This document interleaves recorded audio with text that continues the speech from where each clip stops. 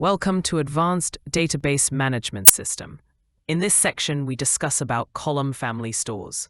Apache Cassandra, key features of column family stores, benefits of column family stores, best practices for working with column family stores, future trends in column family stores. Let's enjoy. Definition of column family stores. Overview of wide column data models. Structure. Columns grouped into families within rows. Scalability and distributed architecture. Use cases, big data, time series data, etc. Introduction to Apache Cassandra. Data model in Cassandra. Key spaces, column families, columns. Features, distributed architecture, high availability and fault tolerance. Linear scalability, tunable consistency levels.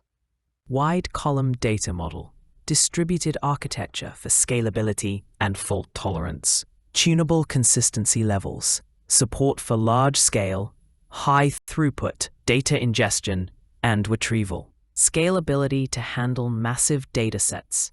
High availability with no single point of failure. Flexible schema design. Efficient for write-heavy workloads. Comparison of wide column and relational data models. Use cases where column family stores excel over relational databases. Effective data modeling, strategies for wide column schemas. Cluster configuration and optimization. Monitoring and maintenance practices. Disaster recovery and backup strategies. Advances in distributed systems technologies, integration with other big data processing frameworks, predictions for the future evolution of wide column databases. Thanks for watching the Advanced Database Management System lesson.